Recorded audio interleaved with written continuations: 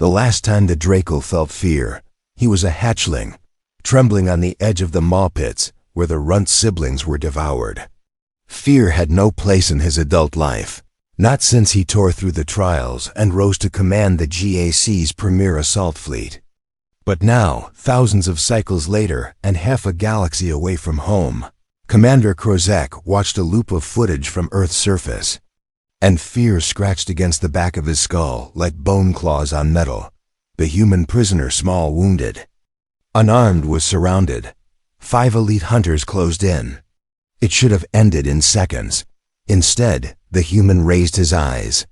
The footage trembled. The predator elite froze. The human stared calm, unblinking, and then smiled. One by one, the hunters began backing away before the feed cut to static. Earth was supposed to be easy. A garden world brimming with prey animals, ruled by an unremarkable bipedal mammal species, technologically middling, culturally fragmented. To the Apex Confederacy, it was ripe for harvest. Predators from across 9 worlds had united under one banner, not for honor, not for conquest, but for food. Earth was biomass and humans? Humans were soft, furless prey who had never known real terror. That's what the GAC had believed. When their envoy ship first arrived at Earth's edge, the humans responded with polite, cautious transmissions inviting diplomacy. The Draco scoffed at their weakness.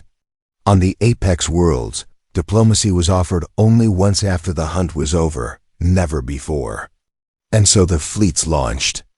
22 subjugation battle groups, each carrying the apex elite of their homeworlds. Every species that had ever ruled its biosphere through tooth, fang, toxin, or precision descended upon Earth as one. No resistance was expected.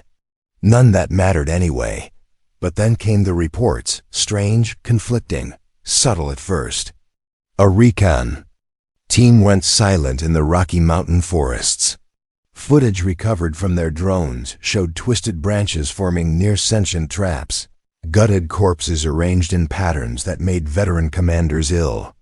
In the urban sprawls, patrols were met not with chaos, but with eerie silence like a city preparing for a storm. What confused the GAC wasn't that humans resisted. All prey resisted.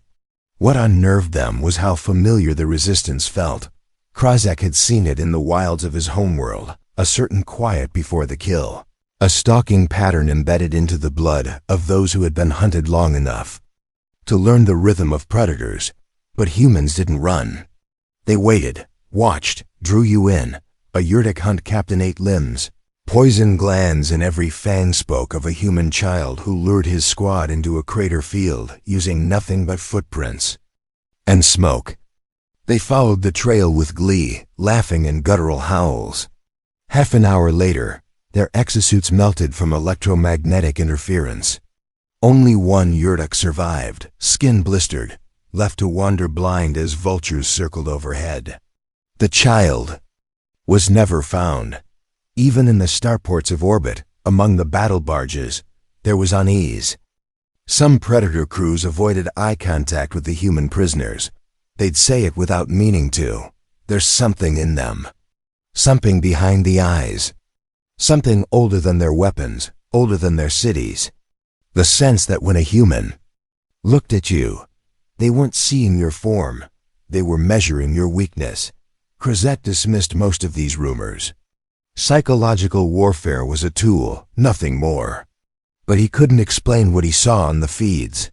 He couldn't explain why a Yulvathi berserker squada, species that devoured its own wounded, retreated from an unarmed female, who simply stood her ground and whispered something they wouldn't repeat. He requested more data, but even the AI review teams flagged the footage as psychologically destabilizing. That was new. Still, the campaign continued. Humans bled, their cities burned, their satellites fell. It was only a matter of time, but the humans weren't dying right. They weren't breaking the way prey should. They surrendered in patterns. Some fell back from battlegrounds they could have defended. Others vanished into terrain the aliens had already cleared. Tactical simulations couldn't predict them. Some humans even let themselves be captured, only to later take down entire predator dens from the inside. This wasn't desperate prey. This was planning, calculation, patience. Worse, their stairs, those damned stairs, kept cropping up in reports. Soldiers from every species spoke of it now, regardless of language or culture. Human eyes, they said, were wrong, too calm, not terrified enough. As if they'd seen what was coming before the GAC had even arrived. Krozek hadn't wanted to believe it, but then he saw it himself in that final frame of the recovered footage. The look in that human's eyes. Recognition. Not fear. Not defiance. Recognition. As if they weren't seeing monsters or invaders, but competition. As if, somewhere deep in those fragile mammalian minds, humanity remembered what it was to be the hunted, and had learned to become the hunter instead. He closed the feed and stared out the viewport at Earth. Something was wrong. Very wrong. And the war hadn't even truly begun. The first colony fell in hours. Apex Command had expected that. Terra Prime Station, hovering in the upper mesosphere of Earth's atmosphere, was barely defended. The humans stationed there hadn't even fired a shot when the Dracal stormcrafts breached the outer hull. No resistance, no transmission, just silence, and then surrender. It was too easy. Too clean. Commander Krozek stood at the edge of the landing bay, observing the human prisoners being marched in. They looked ordinary, unimpressive, thin by predator standards, soft, with rounded teeth and no visible claws. And yet, even as they were herded under rifle muzzles and chained in pairs, they didn't cower. Some of them even looked around, with quiet interest like tourists walking through a museum of ancient death. It was that look again, that unsettling calm. He caught one human, an older male with deep scars across his neck, watching him from the crowd.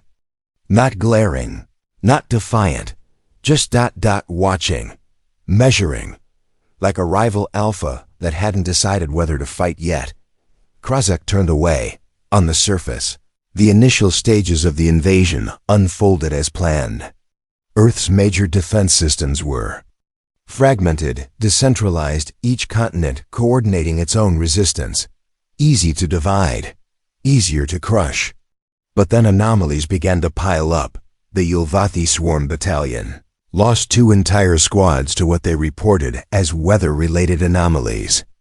The skies above the Pacific shifted without warning, flash freezing the air and crashing dropships in a spiral of sudden lightning and temperature shears.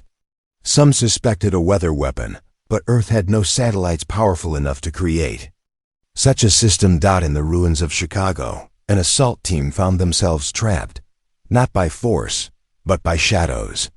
Rooftops, sewers, dead intersections.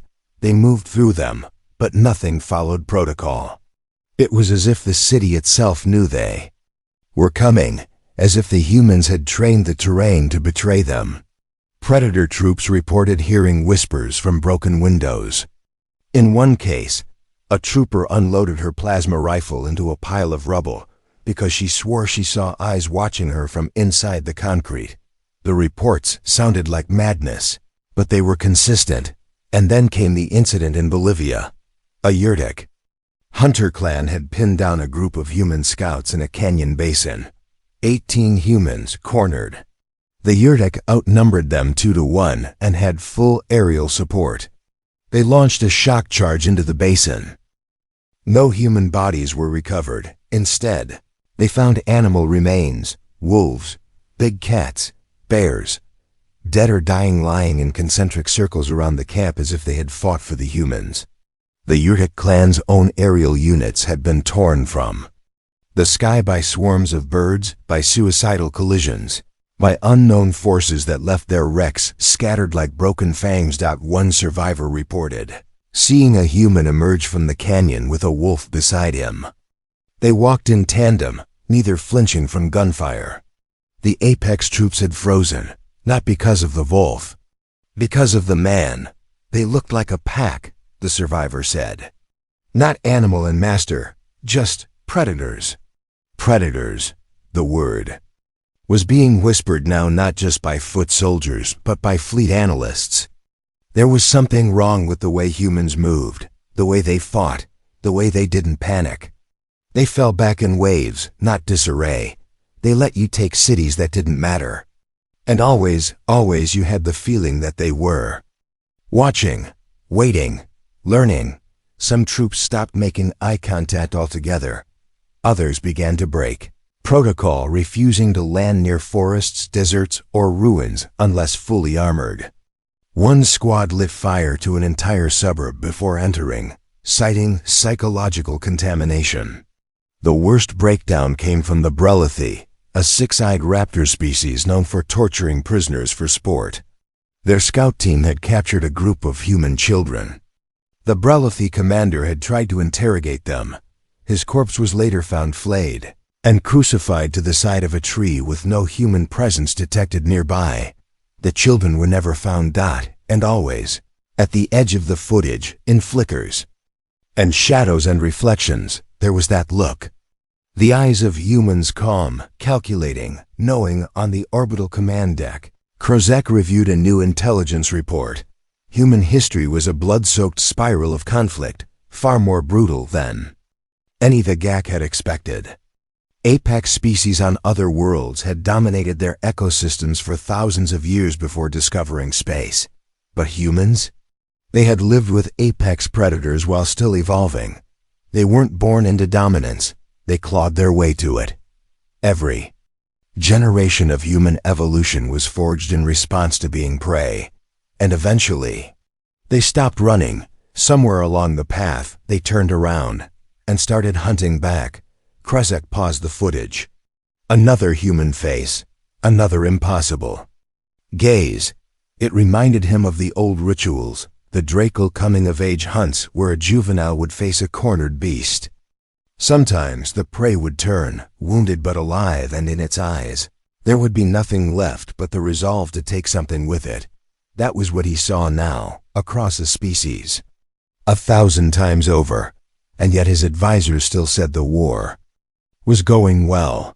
Still projected victory within a lunar cycle. He knew better. Something primal had shifted. The humans were no longer reacting. They were preparing, and the apex were too arrogant to realize the hunt had already turned. The trap sprung over the Atlantic. The Apex High Command had sent an armada 12 battlecruisers, each carrying elite predator species cloaked under orbital refraction. Their objective: decapitate Earth's central resistance by striking what the GAC believed to be a hidden global command facility buried beneath Iceland. The data was solid, they said. Triangulated signals, encrypted comms bursts, geothermal readings all pointed to a human command node. Krozek never liked it. He had reviewed the intercepted transmissions himself. Something was off. They were too neat, too easy to track. It smelled of bait, but Apex Council overruled him. Humans are cunning prey, they said, but prey nonetheless. So the fleet launched. They never made it. 7 minutes after breaching Earth's lower orbit, the entire strike wing vanished at no explosions. No distress calls.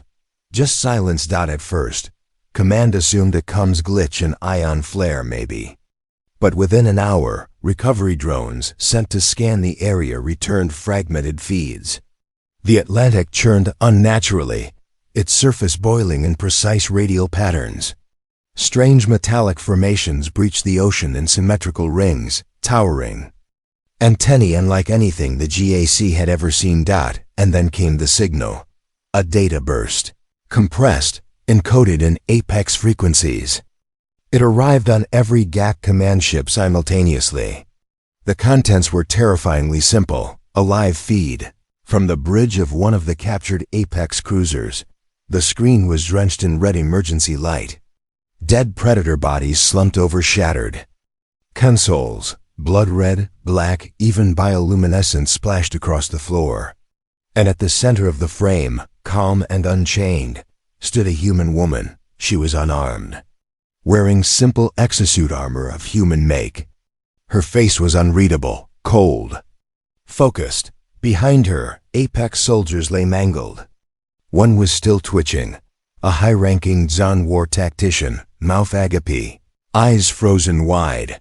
Then the human spoke, not in her own language, but in Dracal. Perfect syntax. Perfect tone. "We learned your language from the moment your signal touched our sky," she said. "But we already knew your kind. Every species that ever hunted us taught us something." She tilted her head slightly. "You're not the first apex we've buried." Then the feed cut. "No demand. No boast. Just a statement of fact."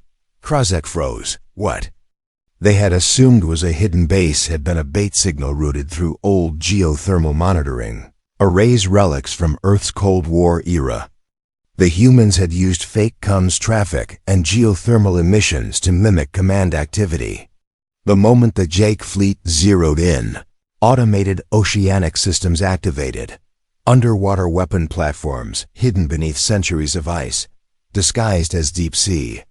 Tectonic monitoring stations had launched, creating an electromagnetic kill field that shut down every GAC ship in the airspace. Then the humans had boarded. On their terms, that was the first hard proof that Earth's militaries hadn't just been scattered. They'd been waiting.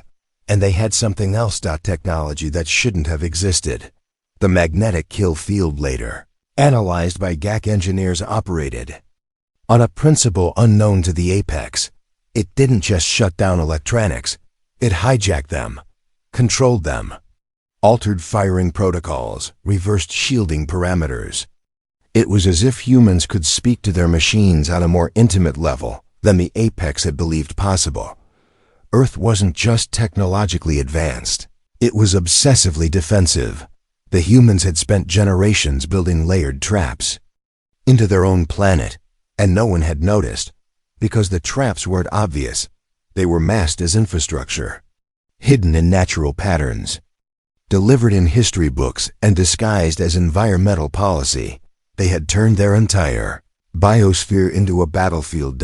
And now, as the surviving Apex forces scrambled to regroup, patterns emerged. Human defensive maneuvers followed algorithms that shouldn't have been possible. Statistical analysis showed a 97% probability that humanity was employing something more than just tactical planning. AI? Possibly. But then how had they taken control of alien systems? In one chilling report, an Apex corvette attempting to flee the Pacific Zone suddenly lost helm control.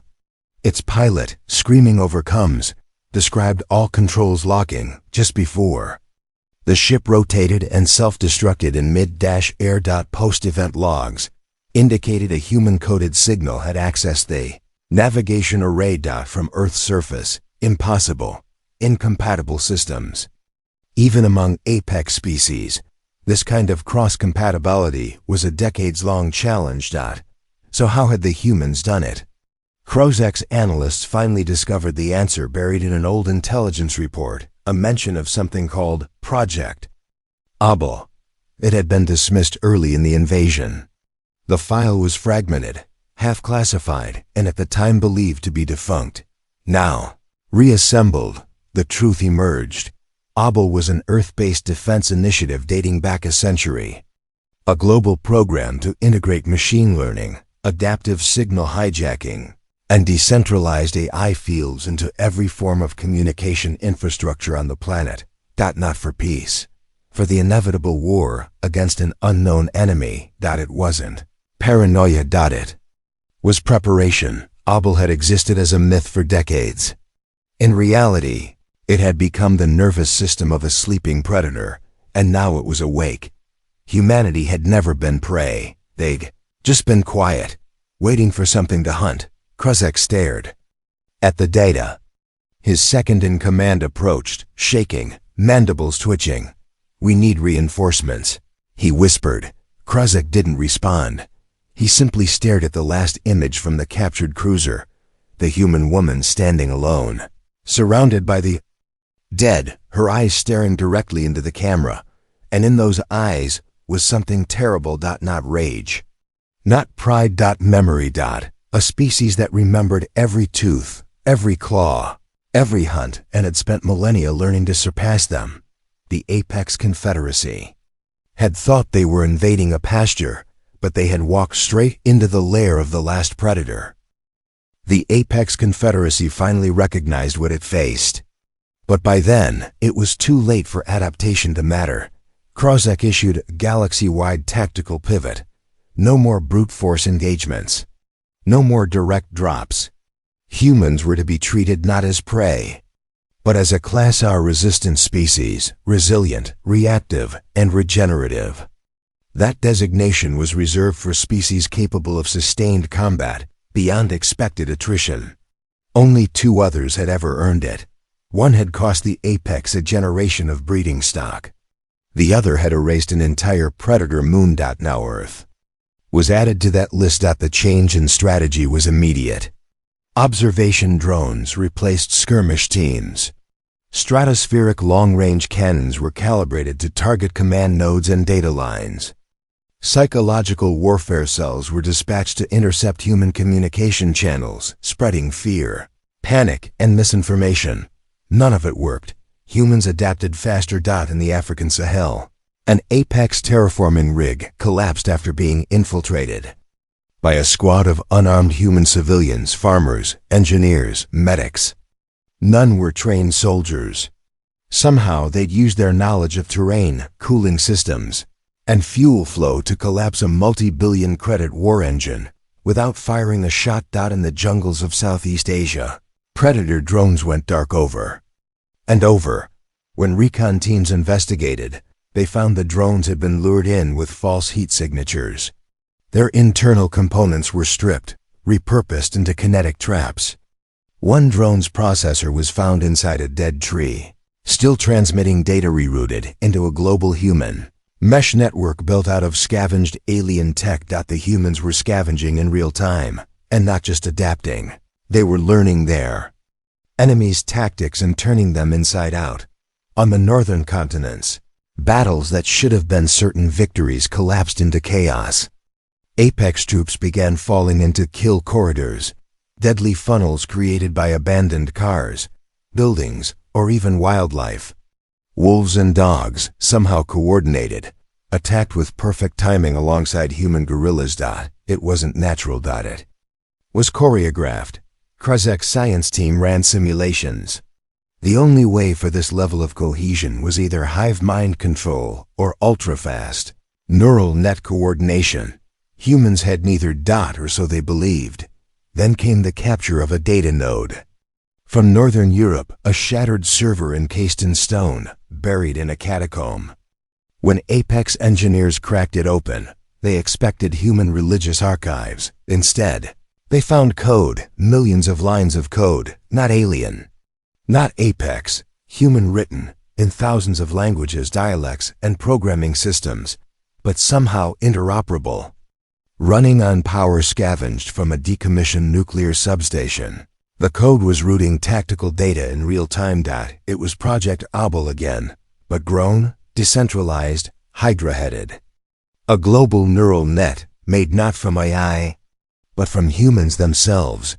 Each node was a person, a soldier with a drone, a hacker with a phone, a child with a weather balloon rigged to pick up frequencies, all feeding data into a constantly adapting, constantly evolving map of the battlefield. A living strategy engine. Krozek stared at the rendered visualization. It looked like a swarm, except this swarm thought. The Apex forces began to falter. No matter how they changed tactics, humans reacted instantly. A pincer assault in Alaska ended with predator forces surrounded and starved out by fire and wind literally. The humans had altered terrain, controlled the environment, and isolated the Apex without engaging directly. A scorched earth trap. One commander wept on an open channel before self-terminating. "We are not the hunters," he whispered. "They have made the world itself turn against us." Morale across the Confederacy fractured. Species that had never known defeat began to see their soldiers hesitate. Some refused to enter human cities, claiming they felt watched.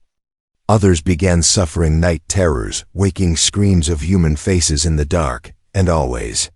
The eyes. The constant reports from every species, every rank. The human eyes, unshaken, patient, studying. Like predators testing another's reflexes. Turning point came in orbit. Apex forces attempted to deploy a solar nullifier designed to plunge the planet into sudden, freezing darkness. A show of dominance. A breaking blow. They launched the nullifier from a hidden facility behind Luna's shadow. They never expected a response. Within 6 minutes of launch, the nullifier was intercepted. Not by a ship. By a satellite. A dead human satellite, relic of a decades-old Earth communications array. It came alive without warning, rerouted its orbit, and rammed into the nullifier at near light speed, disintegrating both.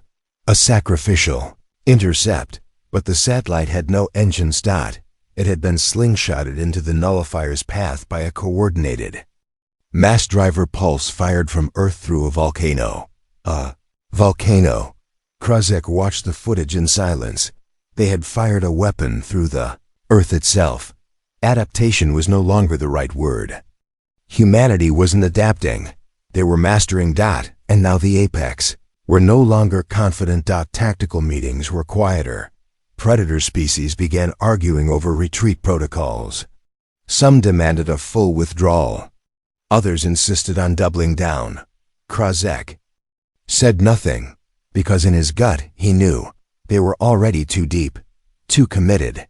And the humans? They were just getting started. And the most terrifying thing of all? They weren't fighting for survival anymore. They were fighting for the hunt. The first Apex War priest died screaming. It happened deep beneath the ruins of Snow Paulo, in a collapsed metro hub where elite Apex strategists believed they had trapped the last remnants of a major human resistance cell. They had sealed the exits, released nerve spores, sent in hunters to collect trophies, but the humans were already gone. In their place, a figure waited. Tall, armored in matte black plating, its insignia, an ancient Terran sigil traced in white, a skull with a crown of laurel leaves and the number 12 below it. Before the apex could process what it meant, the figure moved. It killed 12 war priests in under 3 minutes. Not with plasma, with a blade. A human blade, physical, sharp, and impossibly fast. The last war priest tried to call for extraction, his mandibles shivering with primal terror. The voice that answered on the open channel was not human. It was synthesized. A chorus of overlapping tones, like an echo chamber, built from every voice that had ever whispered vengeance in the dark. We are what humanity buries when it no longer needs to be kind. Then the channel cut to static. Kruzek listened to the audio loop 7 times. His intelligence officers stood still, silent, as if afraid the voice might return. The warriors had not encountered a rogue human. They had encountered one of the 12. The apex hadn't believed they existed. Even with the files the humans let be stolen, even with the legends spreading like a virus through apex ranks, the council had dismissed them as psyops, mythological ghost units bred for fear, not war. But now there was confirmation. The 12 apostates. That was the human coding name apex translators had deciphered. Genetically enhanced, cybernetically hardened, psychologically broken and rebuilt through generations of Black Ops conditioning. The result of over a century of controlled evolution and warfare. Not just soldiers. Anti-predators. Weapons shaped into men and women and something in between. Creatures too dangerous for peace. Each one locked away until the day humanity faced extinction. That day had come. And now they were loose. The next one appeared 3 days later, during a GAC reclamation attempt over northern Canada. Apex tacticians deployed a gamma field suppression dome, a weapon specifically designed to disrupt neural function across wide zones. But the human target walked through it. Unaffected. He wore no armor, just tattered robes made from the flags of fallen nations, his eyes burning like oil fire. The apex sniper squad that had locked onto him never fired.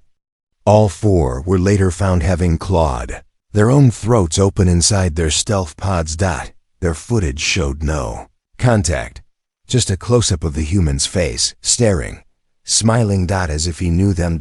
As if he recognized them. A week later, 3 more apostates were confirmed in action. One hijacking a planetary railgun on Mars and turning it against orbiting apex destroyers. Another sabotaging the power grid of an entire GAC-staging moon, causing a chain reaction that fractured it in half. And then there was 12. The last one. Unseen. Unrecorded. Only his effects were known. Ships went missing near Saturn's rings. Apex commanders reported hearing a whisper in their own native tongues. Always the same phrase. I was born beneath a dying sun. You should not have come here. Krozek began to unravel. He wasn't alone. Entire regiments requested reassignment away from Earth. Some began self-harming rituals, ancient predator customs meant to restore dominance over fear. It didn't help. More and more often, drones sent into human territory came back with corrupted data images, not of soldiers, but murals, paintings, scenes carved into walls with blood and ash, humans rising from fire, predators broken beneath their feet. One wall bore a single phrase, etched in over 50 languages: the monsters we became to survive now walk beside us. And all the while, Earth itself roared to life. Satellites long thought dormant began transmitting low-band pulses. The oceans shifted in unnatural tides. Volcanoes vented in sequence, not randomly, as if synced to a pattern. Ancient probes sent into Earth's crust centuries ago began activating systems too old for human history, too advanced for human science. This was no longer just war. This was the awakening of something older than apex conquest. It was the realization that humanity hadn't simply advanced technologically, they had ascended strategically. They weren't just building weapons, they were building myths. Every defeat, every loss, every inch surrendered, each one crafted into a narrative. A living story injected into the minds of their enemies. Fear was the true battlefield, and the humans were winning. Then finally, a signal reached Apex High Command, not a message, not a declaration. Just an image. It was from Luna's surface. A human stood alone, silhouetted against Earthrise. His armor glinted with ash and frost. A broken Apex banner fluttered in his hand like a captured war flag. Below him, carved into the regolith, were 5 words: "We learned to hunt gods." The war had shifted. No longer a conflict of arms, but of will. The Apex had conquered hundreds of worlds, destroyed entire star nations. But never had they fought a species that chose to become the thing all others feared and still remembered who they were. The humans had become what every predator dreads, not just a rival apex, but an apex with memory, rage, and purpose. And above all, patience. The battle of soul didn't begin with a fleet. It began with silence. Above Earth, space had grown still. The usual pulses of transmission, navigation beacons, and orbiting debris had gone quiet. Apex Command believed it a retreat tactic, humans hiding their last defenses. So they came in. Force. The Grand Apex Armada, 130 capital ships, 400 support vessels, and 7 Predator super dreadnoughts, each the size of a small moon. This was to be the final strike. One decisive sweep to break Earth's back, to bring the Predator's order to the most unruly prey in galactic history. But no Earth defense array fired, no warning shots, no threats. Just a dead silence stretching across space. Krozek watched from the bridge of the dreadnought Blood Vow, its claws wrapped around Mars' orbit like a vulture's talon. "Why aren't they resisting?" asked a junior tactician, voice edged with unease. Because, Krozek thought, they're not resisting, they're waiting. Then, the stars moved. At first, it seemed like a sensor glitch, background constellations shifting out of alignment. Then the radar arrays screamed in alarm. Gravitational fields warped. Mass signatures multiplied. They weren't stars. They were ships. Hundreds of them, sleek, angular vessels unlike anything recorded in human archives. Hulls built from obsidian alloys, silent as death, blacker than the void. No lights, no identification. Codes. They emerged from behind Jupiter, Saturn, even the asteroid belt. Non-Earth designs. Alien. And yet human. They hailed on open bands, all in the same ancient Terran language. From the ashes of broken packs we return. Soul remembers its children. Humanity had allies, not just political allies or mercenaries. These were exiles, lost colonies, and deep space generational fleets once believed dead. Descendants of humans, long abandoned during the earliest space expansions, thought lost to drift or destruction. But they hadn't died. They had survived and evolved. Each fleet bore its own culture, tactics, and horrors. The Black Kin from the Neptune shadows, known for erasing pirate nests in total silence. The Ember Wards from the Urd Edge, rumored to have carved cities into comets. And the Sovereign Fractals of Titan, whose ships operated on probability-folding algorithms even the Apex couldn't decrypt. They had watched the war, and now they had returned. The Apex Armada opened fire first. Plasma lances, solar fusion torpedoes, core-cracking beams. The void lit up with violent arcs of radiation and flame. But the exile did not engage directly. They shaped the battlefield. Asteroids were pushed into unnatural orbits, forming kinetic minefields. Apex ships found their own gravity wells twisted mid-maneuver, slamming cruisers into one another. Entire destroyers vanished into distortion fields projected by Ember-class Lightbender's vessels that moved like smoke across a flame. Then Earth struck, not with lasers or RAILGUNs, with frequency. The entire human planetary mesh, the Project Abel intelligence. Lattice pulsed as one. An electromagnetic tsunami swept through the Apex fleet, burning out communication relays, scrambling targeting systems, and most horrifying of all, broadcasting. Every human loss since the start of the war. 1,000 battles, 1,000,000 faces. Billion screams, not from the mouths of the dead but from their memories. The feed flooded the minds of Apex Command, overriding every channel with raw, unfiltered emotional resonance. Guilt, pain, fury, grief, loss. And underneath it all, the pulse of a single unified thought. You came to break us. You only woke us. The Apex formation fractured. Ships broke off. Some attempted to retreat. Others spiraled in panic, blind and deaf. But Earth wasn't done. The 12 apostates descended. Each appeared at a critical junction, disabling dreadnought shields, rerouting power to gravity cores, tearing through command decks like wraiths. They weren't just weapons now, they were legends made flesh. Their presence spread like wildfire across human and Apex channels alike. One broadcast footage of Apostate V, known as the silence between breaths, walking through a burning Apex flagship, her armor alight, dragging a spear of crystalline fusion core behind her. Every step she took triggered a magnetic pulse that collapsed enemy weapons mid-fire. Another feed captured Apostate 4, diving from low orbit, riding a shattered Apex carrier like a chariot straight into a command barge. The last thing that barge saw was a human carving the word remember into the hull, as fire consumed them both. By hour 6 of the battle, over half of the Apex fleet was either destroyed, disabled, or in full retreat. Then Earth itself opened. From beneath Antarctica, the ice cracked like glass. Something rose, not a ship, a construct, a relic from humanity's pre-exile age, the Morning Star. Weapons so massive it had to be built into the bones of the Earth itself. Hidden for centuries beneath layers of secrecy, religion, and time. It fired once.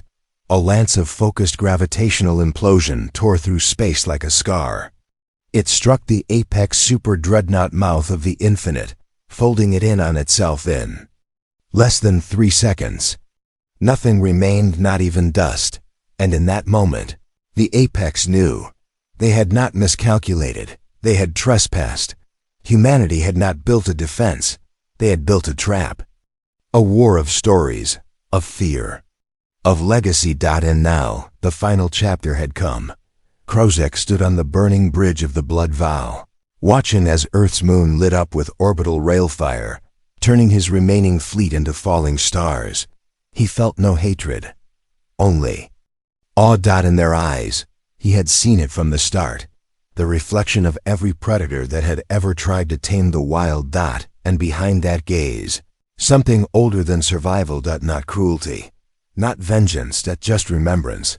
Humanity had not forgotten what it was to be prey, and they had made damn sure no one else would forget either.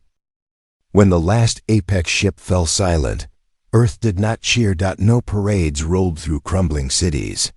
No horns blared in triumph. The fires that still burned across continents weren't celebratory. They were the aftershocks of survival. What echoed in the air was not victory, but breath, the heavy exhale of a species that had walked to the edge of extinction and turned to face it. In the ruined city of Istanbul, a former school now served as a triage center. Medics moved like ghosts. One leaned over a wounded soldier, a teenager with burnt armor and a 1,000-yard stare. Her hands shook not from fear, but from the weight of knowing she'd live. A little girl passed her a bottle of water. The child wore a necklace, a chipped plastic trinket with a symbol even the apex had learned to fear. An eye, ringed in flame. It had no official meaning, no origin, but across the galaxy, predators whispered of it as the last thing seen before death. The eye of humanity. In orbit, the wreckage of the apex armada floated like a crown of ash. Human and exiled salvage teams moved through the debris with ruthless efficiency, reclaiming every ounce of usable material. They weren't harvesting for trophies, they were rebuilding. The 12 apostates disappeared, one by one. They faded from view, slipping into shadows, returning to whatever crypts or catacombs humanity had forged them in. No statues were erected, no names written in stone. But every soldier who'd seen them, every refugee rescued by their hands, remembered. And in time, stories would be told. Not about their power, but about their choice. To return when they were needed and vanish when they were not. The exiles stayed in soul orbit long enough to reinforce Earth's defensive ring. Then, without a word, they departed. The ember wards left smoldering trails across Jupiter's skies as they vanished into deep space. The black kin seated dormant listening posts along the heliosphere. The sovereign fractals encoded their final message into Saturn's rings, a song only Earth's upgraded sensors could decode. Their message was simple: you are never alone again. And that, more than any weapon or tactic, was the final victory. Humanity had been alone for too long, isolated, mocked, targeted, not because it was weak, but because others believed it would stay small, that it would break under pressure. It would kneel to greater force. Instead, it had grown, like fire beneath the surface. Like roots beneath a grave. It had endured wars, plagues, betrayals, and silence. And in that silence, it had become something new, not just survivors, not just predators, but keepers of memory. In apex space, the consequences were immediate. Entire predator clans fell into chaos. Apex worlds went dark, terrified of retaliation. Fear turned inward. Factions splintered. Treaties collapsed. Apex species, once unified by a singular belief in dominance, now found themselves haunted by 3 words. We saw their eyes. Eyes that watched not with hunger, but with history. Eyes that knew what predators feared most. Not death, but recognition. To be understood by something that had once knelt before you and chosen to rise. Krozek lived. Barely. His escape pod was found drifting near Pluto, half crushed, atmosphere frozen. Human retrieval crews brought him to a war tribunal facility on Luna. They didn't execute him. Instead, they let him speak. His words were broadcast across human space, then relayed uncensored into Apex systems. He did not plead for mercy. He did not offer apologies. He told the truth, that he had stared into human eyes, expecting prey, and found reflection. That for the first time in 1,000 campaigns, he had understood what it meant to be hunted, not by instinct, but by choice. By intelligence. By memory. He ended his speech with the phrase, "No." Apex had spoken aloud in generations. We were never the Apex. We were just the first. Then he asked to remain on Luna, not as a prisoner, but as a student. And the humans allowed it, because they had already won. Not just the war. The story. Children on distant colonies would grow up not reciting galactic history, but human history. Entire civilizations would shift their military strategies, not to mimic Earth, but to avoid ever becoming its enemy. Galactic species would meet around diplomatic tables and ask the same question: have we asked the humans? Not out of fear, but out of respect, because humans did not seek to rule. They sought to remember. And they remembered everything, even now. When a patrol ship passes the ruins of the Apex fleet, the AI core flickers with one encrypted phrase, passed down like a legend. The stars once looked down on us. Now they wait for our return. And still, deep in the old forests of Earth, where no satellites fly and no drones scan, figures in black armor walk quietly, unseen, their faces turned toward the stars, waiting, watching, for the next shadow to rise, because that's what humans had become. Not monsters, not saviors, but memory itself. They are what the galaxy becomes when it refuses to forget. And should another empire rise with hunger in its heart, it will look toward Earth and pause and ask, why do their eyes look just like ours?